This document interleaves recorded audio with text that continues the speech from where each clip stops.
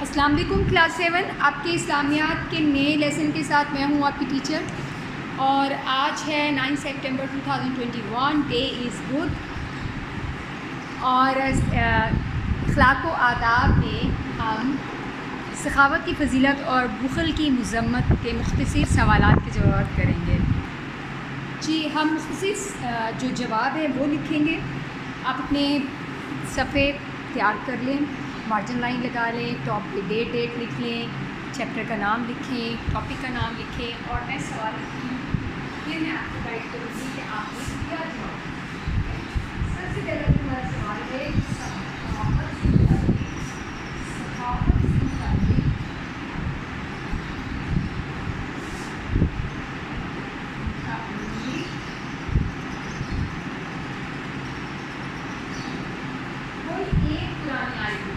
آپ کے چیپٹر میں 2 دی گئی ہیں، ٹھیک ہے، کوئی ایک پرانی آیت لکھیں۔ آپ ان دونوں میں سے کوئی ایک لکھیں، اور پہلی جو آیت ہے وہ ہے سورہ حدید کی، کون ہے جو اللہ تعالیٰ کو نیک نیت اور قبول سے قرض دے تو وہ اس سے دگنا ادا کرے، اور اس کے لیے عزت کا صلہ یعنی جنت ہے۔ یعنی سخاوت کے متعلق جو قرآنی آیت ہے اس میں دنیا میں بھی اس کے اجر ملنے کی بشارت دی گئی ہے اور آخرت میں بھی، ٹھیک ہے۔ آپ یہ آیت بھی لکھ سکتے ہیں جو کہ سورہ الحدید سے ہے، اور اسی طرح دوسری جو ہے وہ سورہ حشر سے ہے، اور جو اپنے نفس کی حرص سے بچا لیا گیا، ایسے لوگ ہی مراد پانے والے ہیں۔ اسٹوڈنٹس، میں نے آپ کو یہ بات بتائی تھی نا کہ انسان کی فطرت میں اللہ تعالیٰ نے مال سے محبت رکھی ہے۔ اب جو لوگ اس محبت، اس حرص پہ قابو پائیں گے تو پھر اللہ تعالیٰ نے ان کے لیے کامیابی کی جو ہے نوید سنائی ہے۔ آپ ان دونوں میں سے کوئی ایک لکھ سکتے ہیں، حتیٰ کہ دونوں بھی لکھ سکتے ہیں۔ اچھا، اب اس کے بعد قرآنی آیت اور اس کے بعد حدیث، اسلام تعلیمات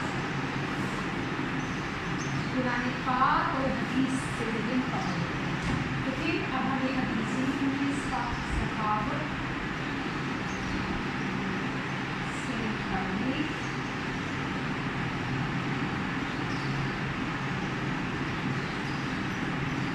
کوئی ایک حدیث سے کوئی ایک سخاوت کی تعریف سے متعلق نہیں ہے، میں سخاوت سے متعلق حدیث اور آیت ایک جیسے سمجھوں۔ سخاوت کی تعریف میں کوئی ایک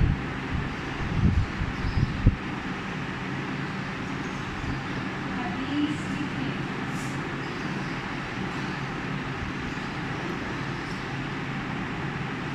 جی، ویسے تو ہمیں پیارے نبی صلی اللہ علیہ وسلم کی احادیث کافی ملتی ہیں سخاوت کی تعریف میں، لیکن بہتر ہے کہ جو ہمارے کتاب میں ہے ہم اس کو لکھ دیں۔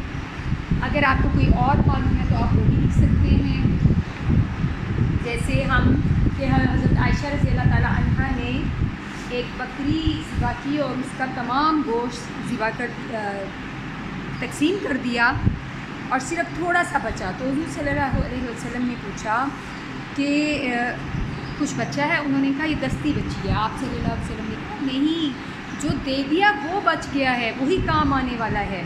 تو اس لیے ہمیں کہنا چاہیے سخاوت کی تعریف میں کہ اللہ کی راہ میں جو مال دیا جاتا ہے وہ باقی رہنے والا ہے، وہ آخرت میں ہمارے کام آنے والا ہے، ٹھیک ہے۔ اس کے بعد سخی اور بخیل کے عمل کی وضاحت کریں۔ کیا اپنے پاس لکھیں گے سخی اور بخیل کے عمل کی وضاحت۔ سخی جو ہے اس سوچ کا حامل شخص سخی ہو سکتا ہے۔ سخی اور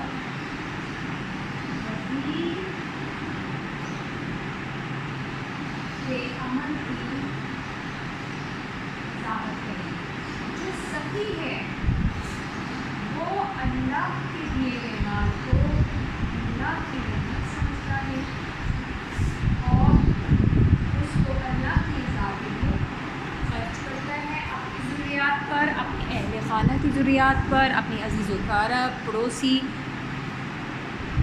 تعلق واسطے کے لوگوں کی ضروریات پہ، ٹھیک ہے، کیونکہ اسے پتہ ہے کہ اللہ کی ذات دینے والی ہے اور آج اگر اللہ تعالیٰ نے مجھے دیا ہے تو اس لیے کہ میں دوں، اور دینے سے مال بڑھتا ہے، کم نہیں ہوتا، ٹھیک ہے۔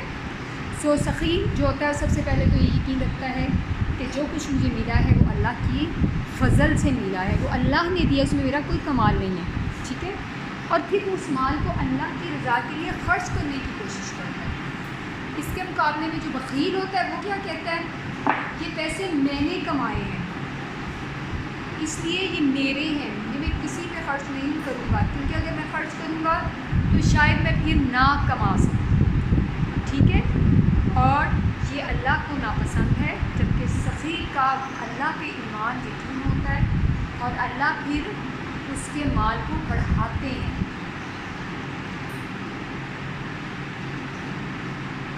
قرآن پاک میں بار بار بتایا گیا ہے کہ خرچ کرنے سے بڑھتا ہے۔ ہمیں شاید ایسا لگتا ہے کہ ہمارے پاس پیسے تھے، 1000 روپیز تھے، اس میں سے میں نے اگر 200 کسی کو دے دی ہیں وہ کام ہو گیا، نہیں، ایسا نہیں ہے۔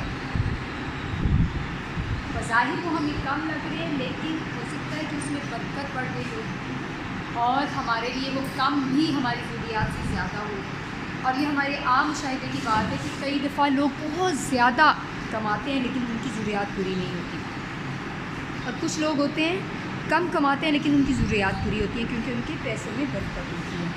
اور یہ برکت کیسے آتی ہے، جو آپ کی سوچ یا رویہ ہوگا آپ کے مال کے بارے میں، ٹھیک ہے، اوکے۔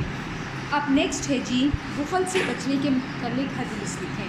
آپ نے اس کا مطلب ہے کہ یہ جو سخی اور بخیل کے عمل کی وضاحت کریں یہ آپ نے اپنے الفاظ میں لکھنا ہے، ٹھیک ہے، تو میں نے جیسے آپ کو بتا دیا ہے، بخل سے بچنے کے متعلق حدیث لکھیں، ٹھیک ہے، بخل سے کیسے مطلب کیوں بچا جائے،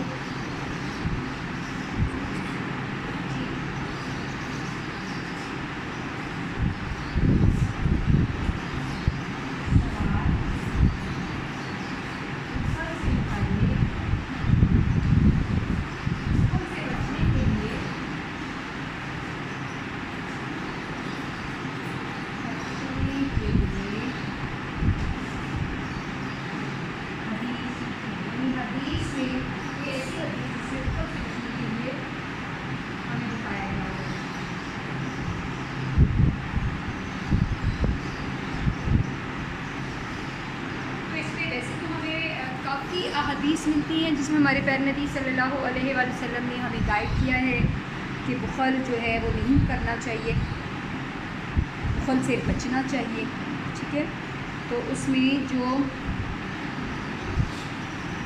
ہماری اس کتاب میں ہمیں بتایا گیا ہے وہ ہم اس والی حدیث کو استعمال کر سکتے ہیں کہ رشک صرف 2 آدمیوں کے ساتھ کرنا چاہیے، جس کو اللہ نے مال دیا اور اسے صحیح جگہ پر خرچ کرتا ہے، یعنی بخل سے بچتا ہے، ٹھیک ہے، اور دوسرے جسے اللہ تعالیٰ نے علم و حکمت سے نوازا ہے اور اس کے مطابق فیصلہ کرتا ہے اور تعلیم دیتا ہے، حالانکہ اسلام میں اور بہت سے اعمال بھی پسندیدہ ہیں، ٹھیک ہے، جیسے جہاد کرنا، نماز، روزہ، زکوٰۃ وغیرہ سب، لیکن رشک جو ہے وہ کن لوگوں پہ جائز کہا گیا ہے، ایک وہ جو بخل سے بچتا ہے اور اللہ کی راہ میں دیتا ہے، اور دوسرے جسے اللہ تعالیٰ نے علم و حکمت سے نوازا ہے اور اس کے مطابق فیصلے کرتا ہے، ٹھیک ہے، اس میں ہم یہ لکھ سکتے ہیں۔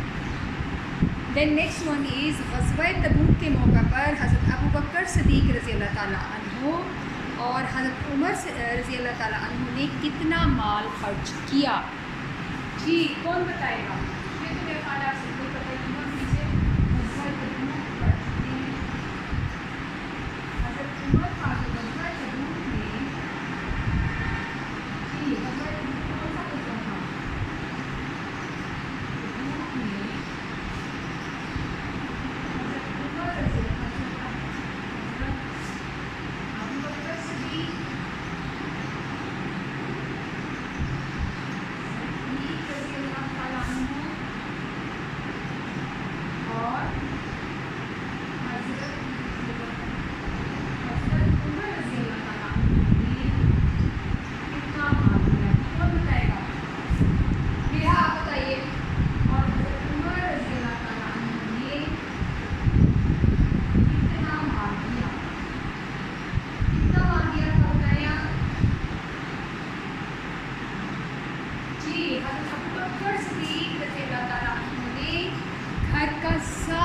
مال لا کر ہمارے پیارے نبی صلی اللہ علیہ وآلہ وسلم کے سامنے پیش کر دیا غزوہ تبوک کے لیے، یعنی اسلام کی سربلندی کے لیے۔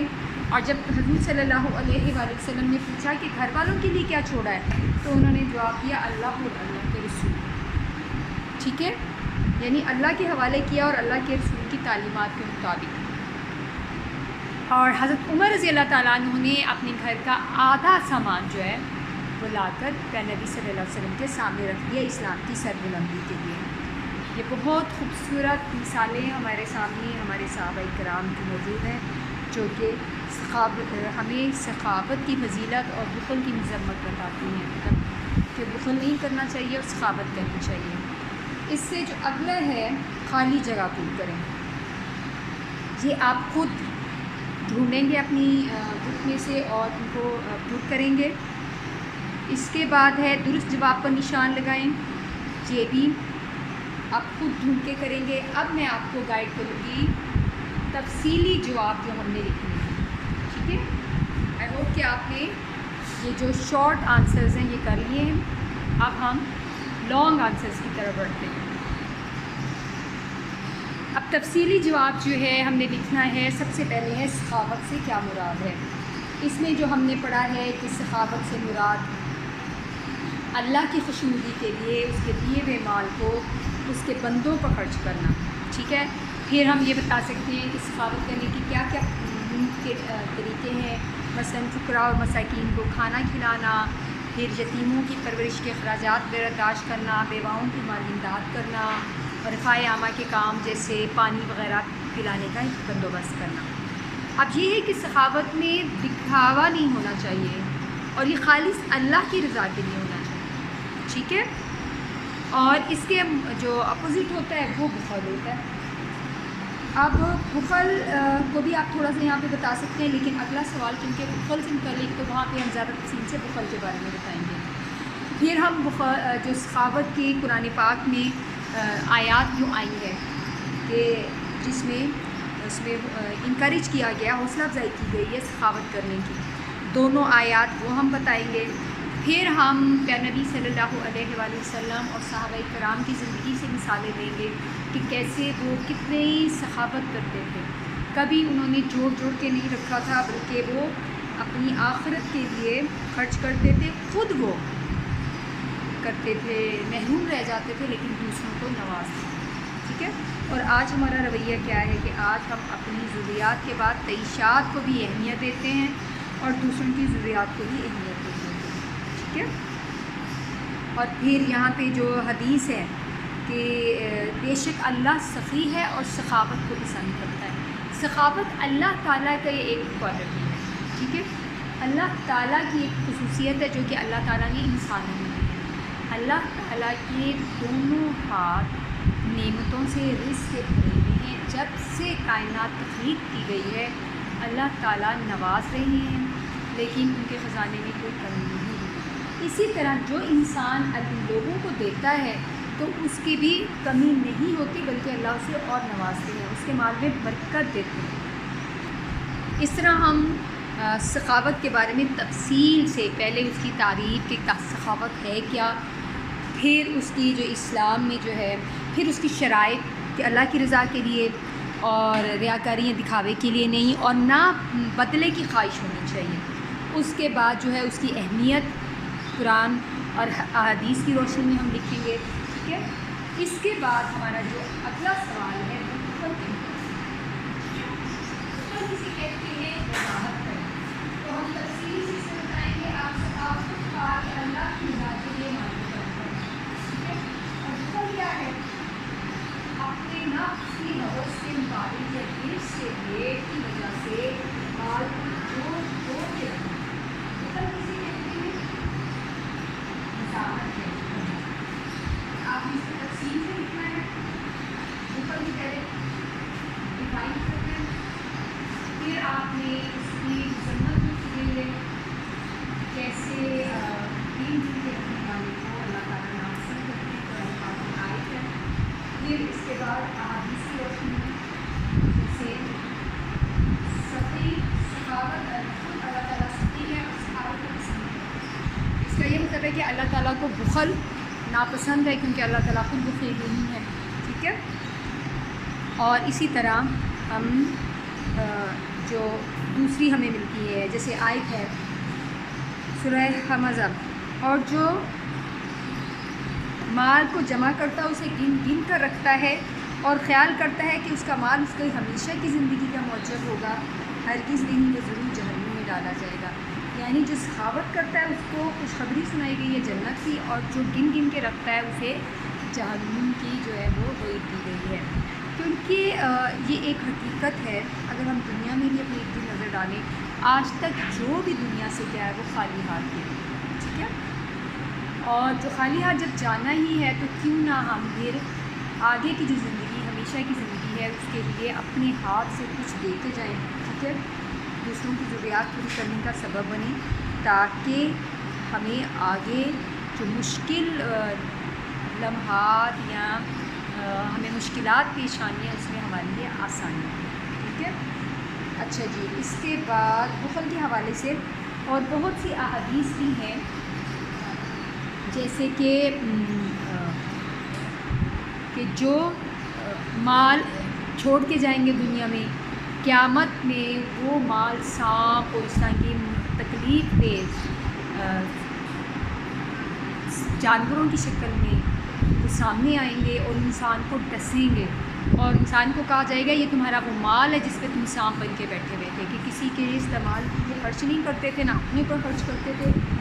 اسلام نے انکریج کیا ہے، حوصلہ افزائی کی ہے کہ اگر اللہ نے آپ کو مال دیا ہے تو اپنی ضروریات کو اپنے وسائل کے مطابق پورا کریں، ٹھیک ہے۔ اس میں ایک حدیث ہے کہ حضور صلی اللہ علیہ وآلہ وسلم کے پاس ایک آدمی آیا، اس کے بال خراب، اس کا لباس بہت سیدھا اور میلا کچیلا، تو انہوں نے پوچھا، اللہ کے نبی صلی اللہ علیہ وآلہ وسلم نے پوچھا کہ کیا تمہیں اللہ نے کوئی مال نہیں دیا ہے، کیا تم پہ اللہ کا فضل نہیں ہے؟ اس شخص نے کہا جی ہے۔ تو پھر انہوں نے کہا کہ تو پھر نظر آنا چاہیے، مطلب کہ آپ اچھا پہنو، اپنا آپ کا اچھا ہونا چاہیے، آپ کی لباس، آپ کی رہائش، آپ کا کھانا پینا، ہاں اس میں دکھاوا یا کمپٹیشن یا کسی کے ساتھ مقابلہ یا کسی کو مطلب دوسروں سے اپنے آپ کو تکبر کے لیے نہیں ہونا چاہیے، دوسرے کو اپنے آپ کو دوسروں سے بڑا دکھانے کے لیے، ٹھیک ہے۔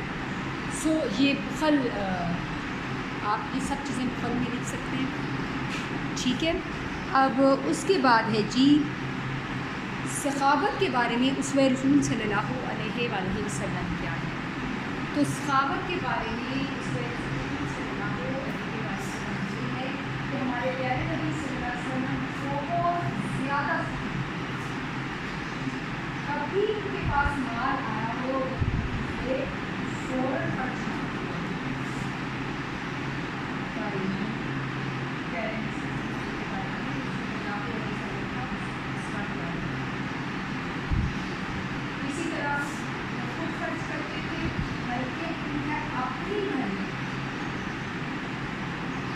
کئی دفعہ کافی ہوتے تھے، لیکن وہ کسی سائے کو خالی ہاتھ نہیں لوٹاتے، جو آتا تھا فوراً لوگوں کو تقسیم کر دیتے تھے، ٹھیک ہے۔ اب اس سے جو اگلا سوال ہے وہ ہے سخاوت کے متعلق اسوہ صحابہ رضی اللہ تعالیٰ عنہ اجمعین تحریر کریں۔ اس میں بھی اسی طرح ہم بتائیں گے کہ کیسے صحابہ کرام کتنے سخی تھے کہ اپنی ضروریات کا بھی خیال نہیں رکھتے تھے، کیسے جنگوں میں اتنا زیادہ انہوں نے اپنا حصہ ڈالا کہ پورا گھر اٹھا کے جو ہے وہ اللہ کی راہ میں دے دیا۔ اور ہم حضرت عثمان رضی اللہ تعالیٰ عنہ کی زندگی سے یہ ہمیں پتہ چلتا ہے کہ کیسے انہوں نے ایک پورا کنواں خرید کے وقف کر دیا، اور وہ آج تک انسانوں کی ضروریات، پانی کی ضروریات پوری کرنے کے لیے استعمال ہوتا ہے، ٹھیک ہے۔